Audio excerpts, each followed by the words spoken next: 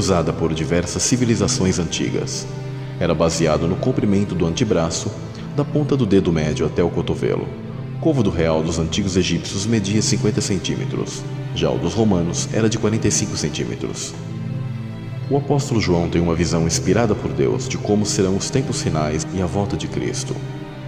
E a altura da muralha da Jerusalém Celeste é descrita com 144 côvados, a mesma altura dos anjos. Entendendo que um côvado for equivalente a 46,25 centímetros, para se manter em equilíbrio com o côvado egípcio e o romano, então teremos o seguinte: 66,6 metros.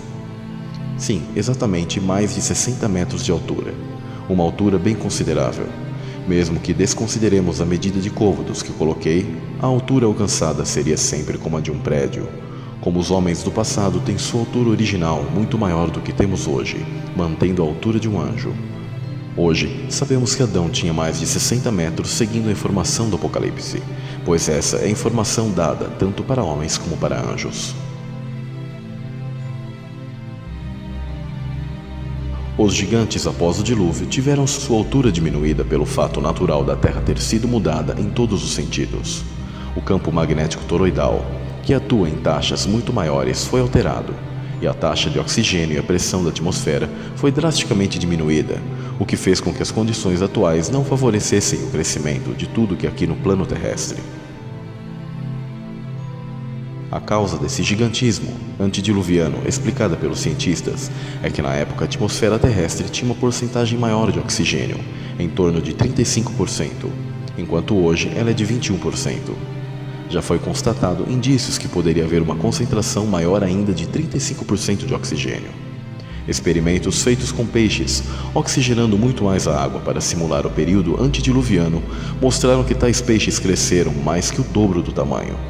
Sabemos que ao longo dos tempos verificou-se que por onde passam as linhas de alta tensão, a vegetação cresce num ritmo mais acelerado, como em plantações. Pensando nisso, surgiu a ideia de montar esses projetos que têm a finalidade de converter energia elétrica em ondas eletromagnéticas pulsantes, a fim de estimular o crescimento das plantas, que cresceram mais rápido e tiveram tamanho aumentado, mostrando assim, como em João e Pé de Feijão, que a arte imita a vida, e dando total margem e possibilidade para que a vegetação antiga alcançasse alturas inimagináveis aos dias de hoje.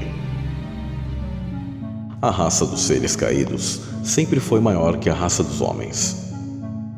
No livro de Enoque podemos encontrar a incrível altura de 300 côvados dos seres gerados dos anjos caídos e as mulheres. Esses 300 côvados dão acima de 135 metros. Há algumas traduções colocada 3.000 côvados, o que seria mais de 1.380 metros. Um verdadeiro titã, narrado nos mitos, sendo a mais famosa na mitologia grega.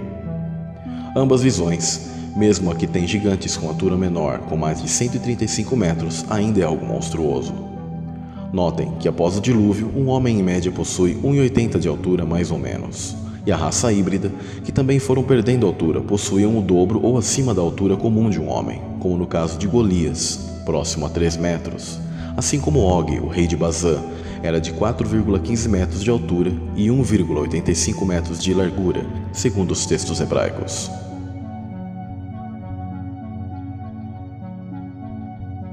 O Éden era temporal e um estágio apenas.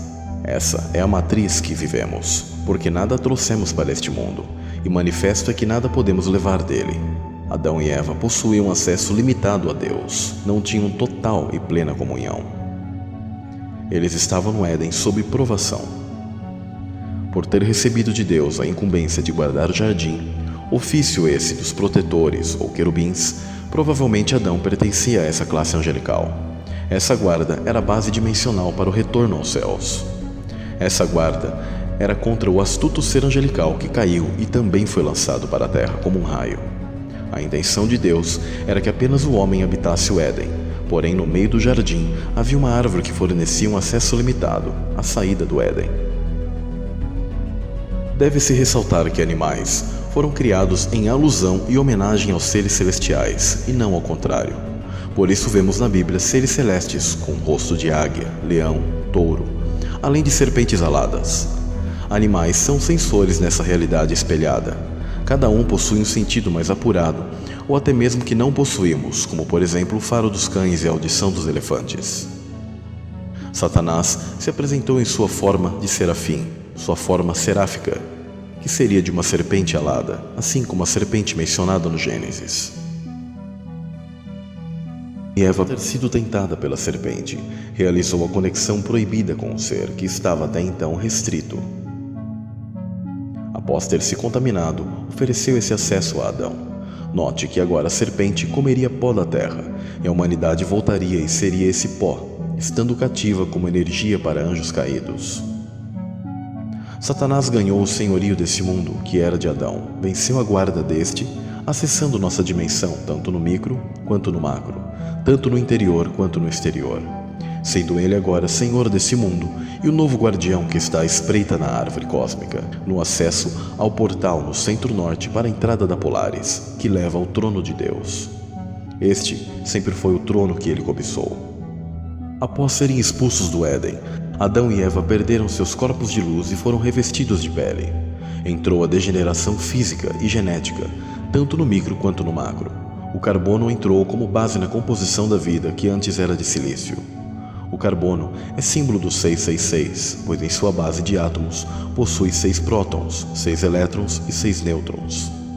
A série do Netflix, Carbono Alterado, mostra esse defeito genético, que será concentrado até nos dias finais como a marca da besta ou marca da serpente, já que em grego besta e serpente são sinônimos.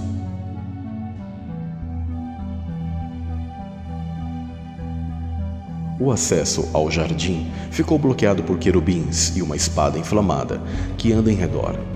Aqui é uma clara alusão à aurora boreal que gira em espiral.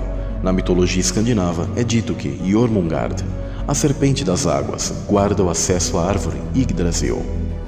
Eva saiu grávida, portanto, de 2 sementes, a semente humana, herdeira da promessa do proto-evangelho de Gênesis 3,15, e a semente da serpente.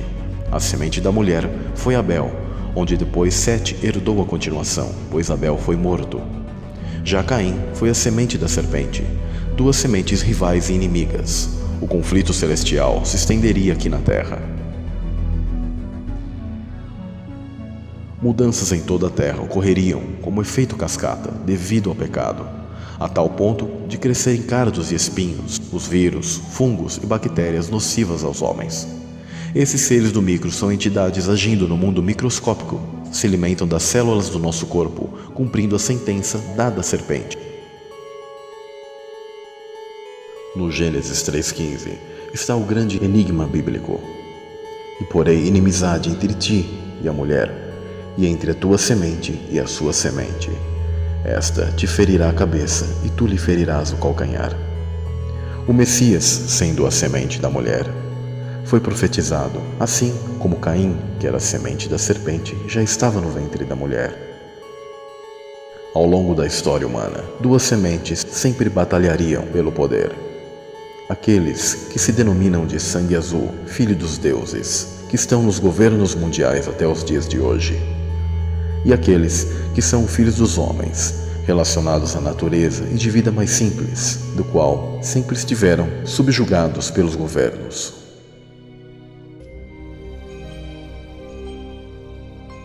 Mas como foi a guerra entre essas 2 linhagens? Como foi o surgimento e a construção do mundo antediluviano? E o que realmente aconteceu na chamada Era de Atlântida? Como o homem enfrentou o meio e os inimigos?